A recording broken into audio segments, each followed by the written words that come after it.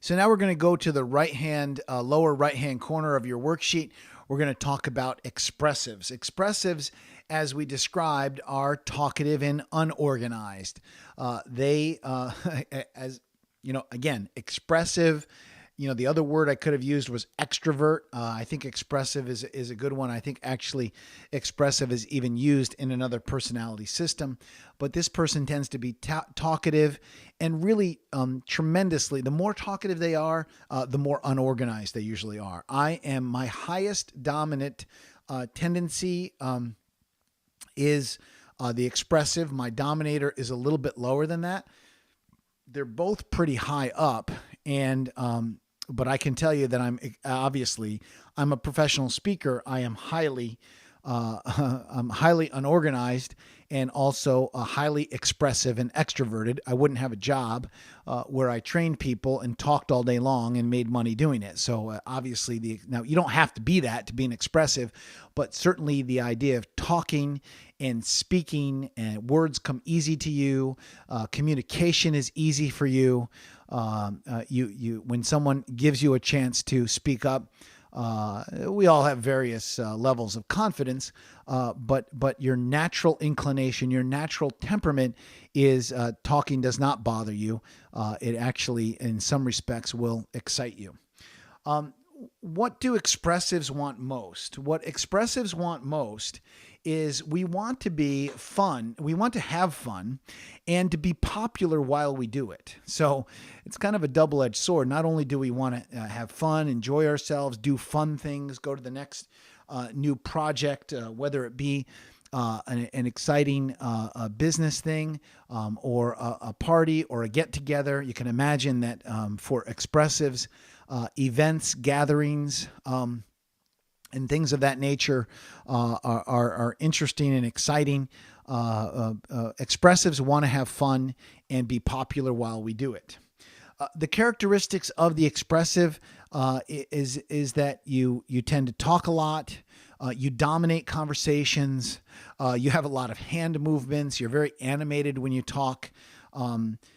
Expressives love to tell stories. Expressives love to tell anecdotes. They are the storytellers of the world. They will give you descriptions of things. They'll tell you about the baseball game.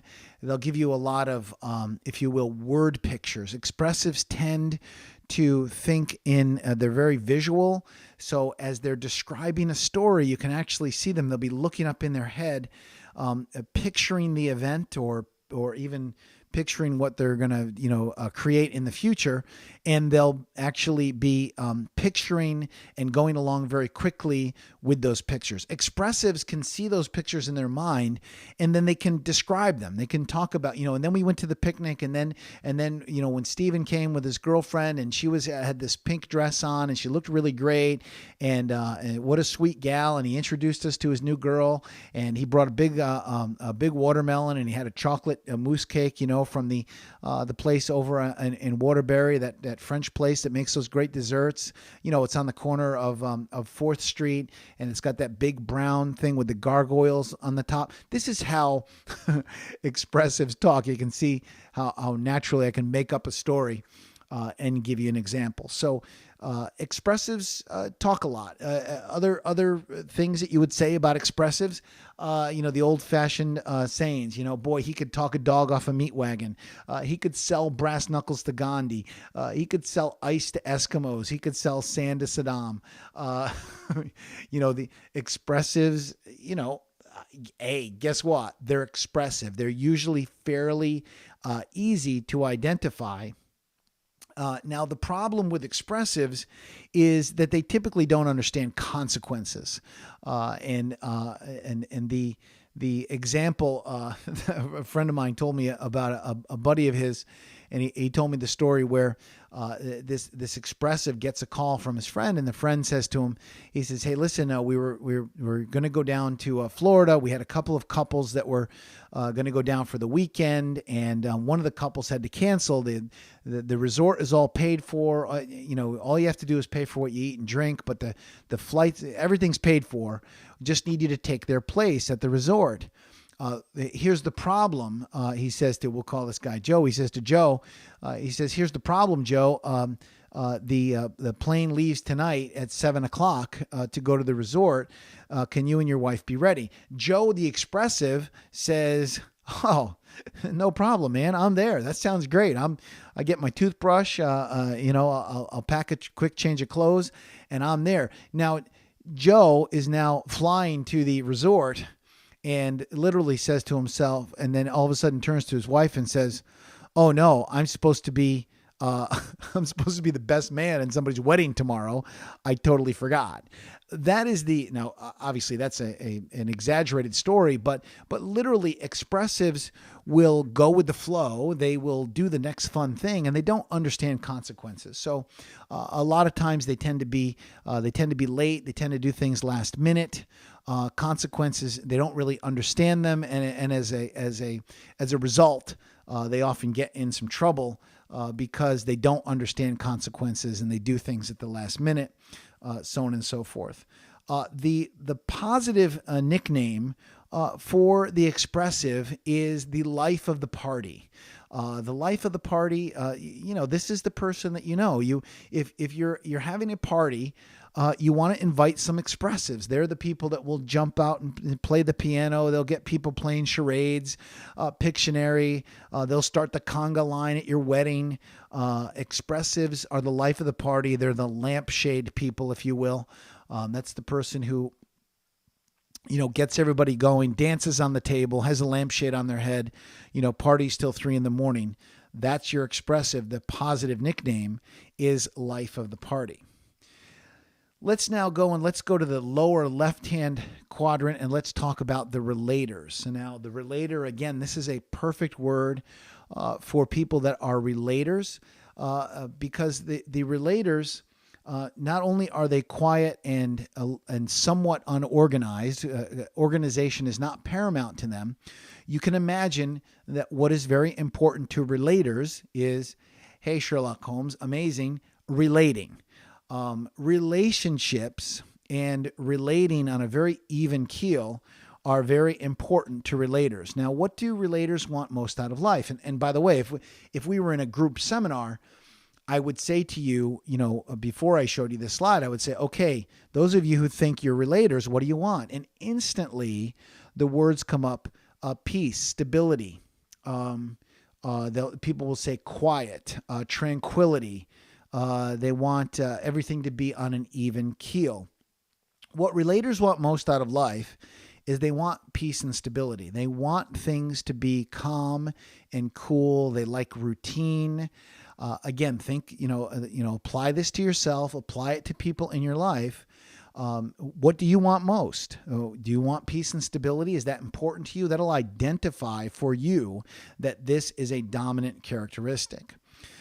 The characteristics of relators is that they tend to be very kind and gentle people. Relators are people that are the backbone of organizations. They are very dependable. They are also people that you can confide in. They are very patient. They are usually very good at, they make great customer service people. They're great at answering questions. They really take care of people. And relators are very good relationship people. And again, if you have a problem that you want to confide your problem to someone, a relator is a perfect person. They're good listeners. They will usually keep your secret if you ask them to keep this as a secret. They're just great. They're great at listening and think about it, because what they want most is they want peace and stability. If you want to mediate something, if you need consensus, if you need someone to bring people together, a famous relator reminds me of Jimmy Carter. Jimmy Carter, not necessarily known for being a president who got a lot done like a dominator would, not so much as an expressive like a great communicator like Ronald Reagan, but more the peacemaker. In his post presidency has become a tremendous ambassador to countries, has solved, hostage situations, has been a great ambassador for our country because he's really great at relating to people and building consensus. So what relators want most is peace and stability.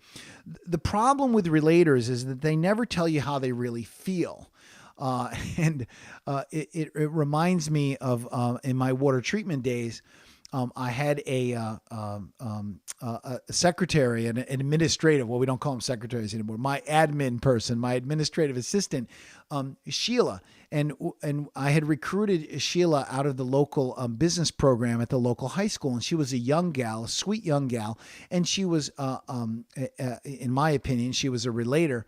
And, I can remember a time when I had come through the office and I threw something down on her desk, and I said to Sheila, I said, type this up, get this out, FedEx it by 5:00 and make sure it's done.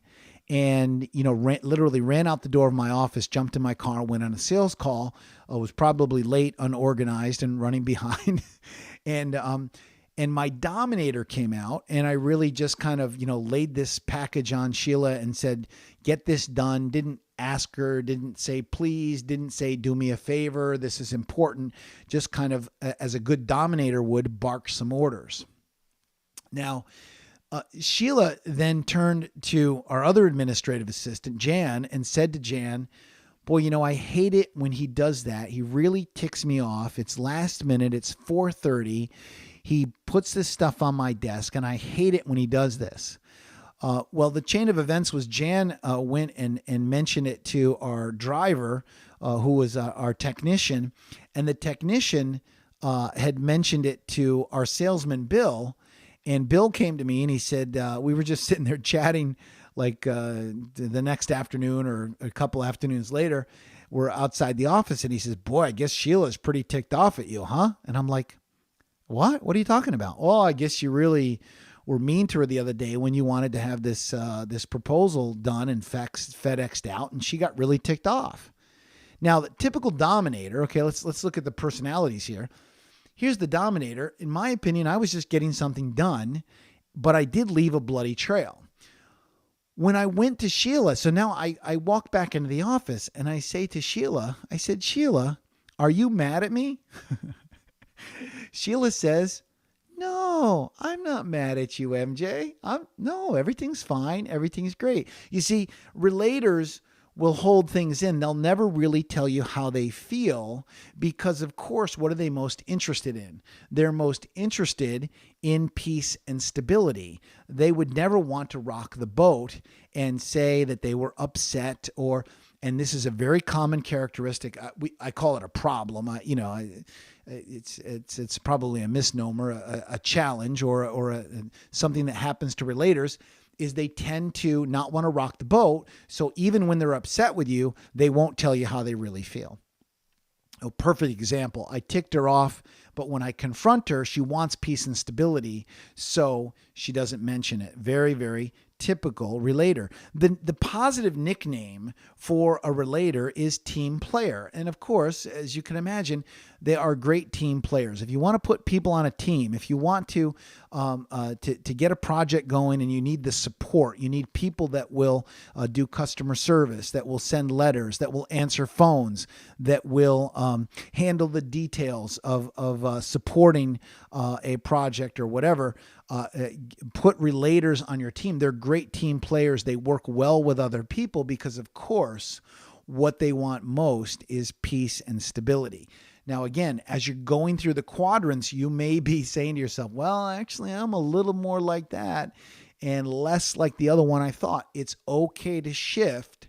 Again, you're looking for the one that is most dominant for you, the one that fits you the best, and it's okay to be changing as we go along here. Now, in the upper left-hand corner of your worksheet, we have the detailer. Again, I've heard all kinds of different names for this personality, and I like the detailer name because guess what? Detailers love details. They are quiet and organized. They are highly organized. They are incredibly organized. As I said to you before, the detailer, if something is out of place, it really rubs them the wrong way. It actually irritates them and bothers them. If the pencils are normally in the left hand cup on the left hand side of the desk, and someone moves it to the right, it'll literally will flip them out. What detailers want most is they want things to be right and perfect. They want things to be perfect. They want the columns to add up. They want the left side of the desk stays the left side, and the right side, whatever's on the right side, stays there. Whenever they go to look for something, they want it in its place. If it's not there in its place, they will again. It'll physically and emotionally disturb them if things are not right and perfect. I've seen detailers. I've gone into my my admin's desk. Work there and like totally ticked my admin people off by moving stuff around, changing things. I've actually been told by one admin, don't go near my desk and don't touch anything on my desk. Of course, me as the dominator, I remind them that I paid for the desk, but and all of the stuff that's on the desk, but it doesn't matter to the detailer. Listen, don't mess with my system. I've got a system and you're ticking me off. They need things to be right and perfect. Very, very important. By the way, different from power and control. Right and perfect is different from power and control. May seem the same, but it's different. For example, when myself as an expressive when I used to balance a checkbook, if I was $5 off or $10 off, I would have a notation that I would put in the checkbook. If I was $10 off, I would put a notation in an entry called ESP, $10. And in my code, that stood for error someplace. And I would just balance it with a credit or a debit for the $10. Oh, there, it all adds up. There was an error someplace. Now, a detailer would never allow that. My administrative assistant the other day said to me, she was going through some figures to pay some state tax, what do you call that? State tax, sales and use tax. And she said the numbers weren't adding up perfectly. And she said to me, it's driving me crazy. Tomorrow when I come in, I'm going to make all those columns add up. That is the detailer through and through. Detailers tend to be very serious people. They tend to be analytical. They like to work on projects. Typically, they like to work on projects that deal with numbers, columns, facts and figures. Detailers are very big on facts and figures. They are the bean counters of the world. Detailers tend to be engineers. They tend to be accountants. They tend to be auditors. They tend to be people that actuaries. They love numbers. Numbers make sense to them. In that world, in the world of numbers, organization, algorithms, equations, it all makes sense to detailers. They love them because an equation or a formula, if you plug the right stuff into the formula, everything comes out, yes, right and perfectly. The problem with the detailer is that they tend to battle you to the death to prove that they're right. And quite frankly, they usually are. If you're not a detailer and you're arguing with a detailer about a decimal point or 5 cents or my 1% discount at the by the 10th of the month, if you don't give that to the detailer, believe me, the detailer will say, you missed giving me my 1% by the 10th of the month. They'll know it, that it wasn't given, and they'll track it down and they'll track you down and they'll say, you didn't give me my 1% discount. I paid by the 10th of the month. You could say, well, no, you didn't. And then when you go and you check the records, guess what? In fact, you will find almost 99.9% of the time that the detailer was right. Be very careful to go against the detailer on their facts and their figures. They're great at spreadsheets. I mean, Excel must have been developed by detailers for detailers. They love Excel spreadsheets. They love to plug numbers into things and watch everything come out right and perfect. Again, they're reconciling bank statements, checkbooks. It'll all be perfect. And if it's not perfect, again, it will drive them crazy. This is the detailer. They love facts and figures. Sometimes you'll see the words here seem cold and impersonal. Sometimes the detailer can seem cold and impersonal because they're all about the facts and the figures. While the expressive loves to tell stories and is very emotional and can be either very high or very low, your detailers tend to be fairly even keeled, and especially if you're negotiating with them, if you're selling to them, if you're trying to build bonding and rapport, you may find that they'll seem a little cold, a little impersonal. They'll be a little impervious to your stories and the emotions that you may have, or the emotions that you're trying to invoke in them as you're trying to sell them. The positive nickname for them is the brains or the thinker.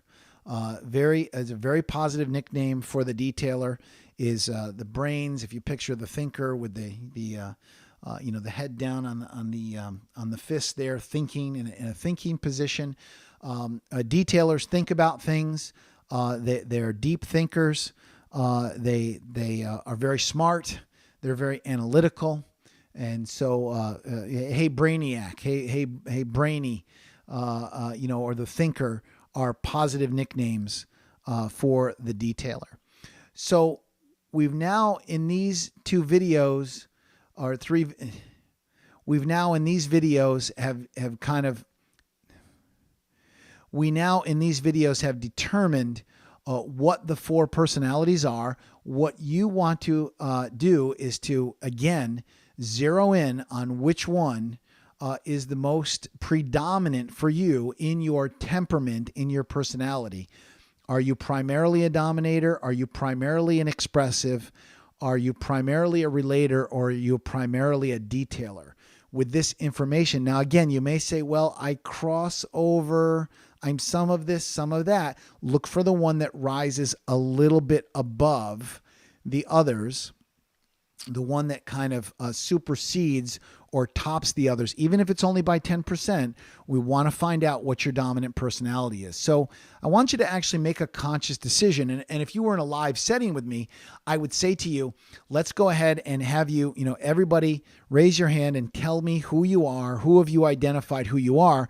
And in many cases, if I've been working with you, or I know you, or actually, quite frankly, even immediately after meeting you, I can pretty much put you in a quadrant and know whether or not you're accurate in your assessment of who you are, and not to be too proud as a dominator expressive would be. But right now, for the time being, just decide which one is the most predominant personality for you. As we get ready to go into the next video, which will actually get into the details of the way that you negotiate. I use the word negotiate, but the way that you will negotiate or sell to the different personalities. Let's go on to the next video.